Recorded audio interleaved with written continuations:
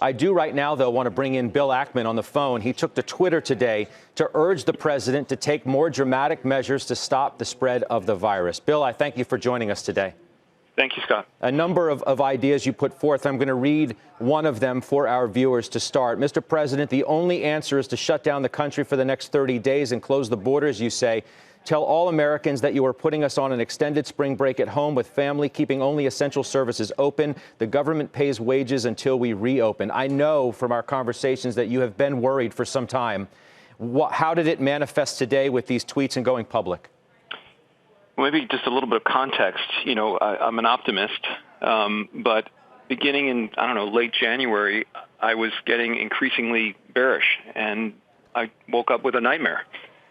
And my nightmare was you have this virus that replicates and infects incredibly rapidly. You know, each person infects 2.5 people, each of whom infect 2.5 people. You know, 1 becomes 2, 2 becomes 4, 4 becomes 16, 16, 256, 65,000. You get to just massive, massive numbers. I'm watching this thing roll out in China. It kills, 1 to 2% of the people. In China, the number's been closer to 4. People think that's because the health system's been overwhelmed, but 1 to 2% means friends and family are going to die. The concentration was, the effect for sort of older people with lung or cardiac conditions. I have a father who's almost 81. He had lung cancer. He lost 2/3 of his lung capacity as a result of surgery. He's got some health issues, and you have a virus. The other thing that really scared me is, unlike the flu, where when you're sick, you know you have it, here you go as much as 2 weeks without showing any symptoms, or maybe a little bit of a cold. Meanwhile, you're incredibly infectious. And I thought the combination of that, the fact that the virus lives on surfaces for as much as 9 days, if we believe what we're reading, means this thing can spread everywhere. And when China shut down Wuhan, they told people, 12 hours from now, we're going to shut down Wuhan. Well, what happened? 5 million people left Wuhan. And 5 million people dispersed around China, and 5 million people dispersed around the world. And it seeded the virus. And I think people are just not used to thinking about exponential compounding on a daily basis. In the beginning, you don't see anything.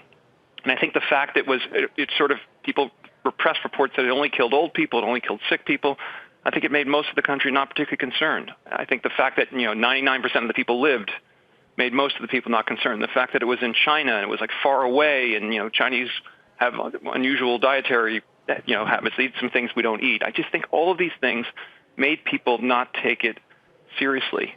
But when I did the math, I said, the laws of probability tell me this thing is going to be everywhere. Everyone, 50% of the world is going to get infected. And I sort of rolled this thing forward, and I said, it's just a matter of time.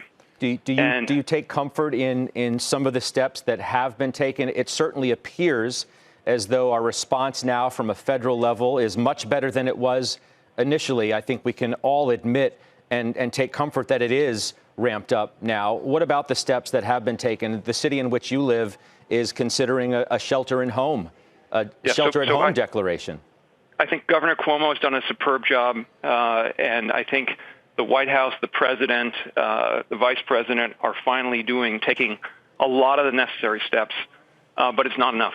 And the reason why it's not enough is the only way, what's going to happen if we continue the way we are operating is until a vaccine is manufactured, distributed, and injected, we will go through a depression-era period in the country, and millions of people will die around the globe, and as many as 1 million Americans are going to die. And it's just math, okay?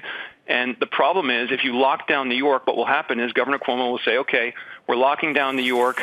There was a rumor of that. So what did everyone do? Everyone got out of New York, okay, went somewhere else because no one wants to be locked down. And they spread the virus. And they're not doing it, to cause anyone harm. They just don't even know that they're infected. And by the way, you look at the data from Korea, there's some very interesting evidence that suggests that people from 20 to 30 are the massive spreaders. The so-called R0, the reproduction number of the virus, I think is much higher, particularly in that group of people. So you have a group of people that are 20 to 30, the millennials, they're going out, they're having fun, they don't feel sick, not afraid of anything, and they are spreading this everywhere. And by the way, when the colleges shut down, they all go on spring break, and they spread it everywhere.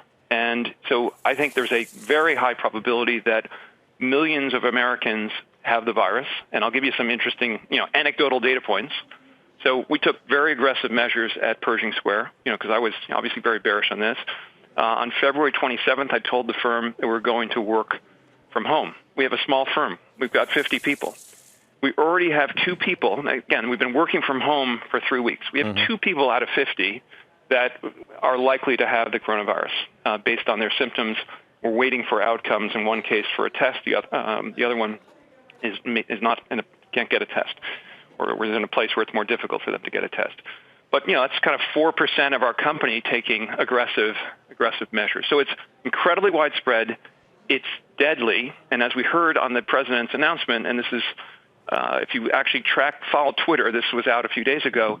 It's killing young people. It's killing healthy people, right? And I think if originally what happened, if this broke out in New York and it was killing babies, okay, the country would not have taken the approach it has taken, okay? But that is the approach that we have to take. Assume it's going to kill your child, okay? Let's assume it's got a 1 in 50 chance of killing your child and operate accordingly. So the very simple answer is, and by the way, it's happening. The mental model I used is by February, Chinatown, in my view, was a microcosm for the country. What happened in Chinatown? Well, the one thing people did is they stopped going to Chinatown because they were afraid of, maybe people coming home from China and they didn't want to eat Chinese food. Okay, so Chinatown, restaurant revenues went down 50, 60, 70, 80%. And what happens? Well, the busboy loses his job. The guy doing dishes, the waiters lose their job. The number 2 chef, the chef, the owner has to shut the place. The suppliers stop, providing supplies, right? The banks that lend to that community start getting defaulted on loans. Every landlord in China has gotten a call from their tenant who says, I'm sorry, I can't pay rent. I have no revenues coming in. And I said, look, this is a model for the country. Mm-hmm. And that's happening now, right? The canary in the coal mine, and by the way, it's not just, and the other thing that happens, of course, the entrepreneur that owns 10 Chinese restaurants in Chinatown, okay, he's also devastated. So it starts with the bottom, and it works its way through to the top, okay? And the same thing's happening right now in our country, right? It starts with the guy who owns a Embassy Suites hotel, okay? He's wiped out, right? You've got, when you go from 80% occupied to 0, okay, you're toast. You go down to 50%, you're toast, but you're certainly toast when you go to 0. So he defaults. But now, take a look at Hilton stock. We're a major shareholder of Hilton. Hilton is the canary in the coal mine. This is an incredibly well-capitalized, amazing, dominant global company that actually doesn't own many hotels. It just collects royalties. It's down from like 120 to 50. Okay, it's going to 0. Okay, along with every other hotel company in the world. Park Hotels and Resorts, this stock's down from 33 to 4. This is a spinoff from Hilton. Why is it down from 33 to 4? Because every hotel is going to be shut down in the country. Every one. Hang on just 1 second. You say Hilton is going to 0? I mean...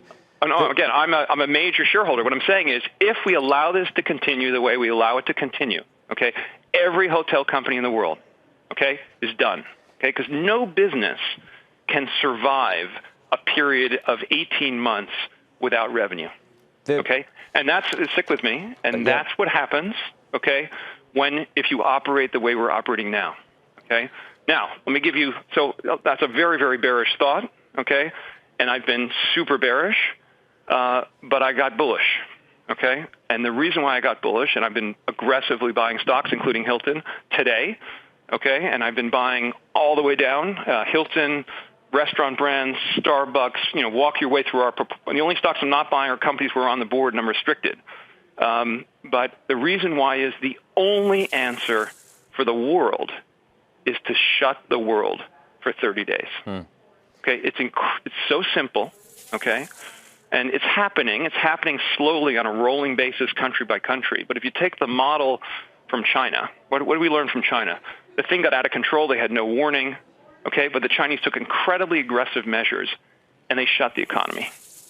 They absolutely shut the economy in Wuhan. They shut the economy anywhere there was a virus, and they shut the economy for weeks, and then they're gradually reopening the economy. And the Chinese are incredibly disciplined. They wear masks. They practice social distancing, and they're President Xi is now toggling between controlling the spread of the virus and reopening the economy. Okay, and that can work. And you look at how South Korea has handled this and how Singapore has handled this. But you need a global effort where every country in the world at the same time says, for the next 30 days, it's basically spend time with your family. My Twitter feed, last time I tweeted was probably a couple of years ago. Yeah. I said, President, all that has to happen is the president goes on TV. By the way, he doesn't need anyone else by his side. He goes on TV, he sits down with, in front of the American people, and he says, here's what we need to do to defeat the virus. We got an invisible, silent, deadly enemy. Okay, how do we kill it? Everyone just goes home. You sit on the couch. Just stick with me for a second. You sit on the couch. You watch Netflix. You order in Chipotle, and you stay there for a month, and you spend time with your loved ones. Okay, and the virus will die. Okay, and during that period of time, the federal government steps in and supports every American that needs help. Okay, we have a rent holiday. No one needs to collect any rent. No one needs to collect any interest. No one needs to collect any taxes. The government, mails checks to people so that people can pay for food. You keep grocery stores open. You keep the drug stores open. You keep fast food open because people get tired of mom's cooking after a couple of weeks. And then anyone who's out in the public domain wears masks, minimizes interactions, and in a month we're done with this. And by the way, the country survives, the economy survives. If we do this, we're just incrementally over time until there's a vaccine, we're done.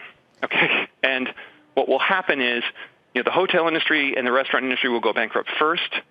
Boeing is, on the brink. Okay, Boeing will not survive without a government bailout.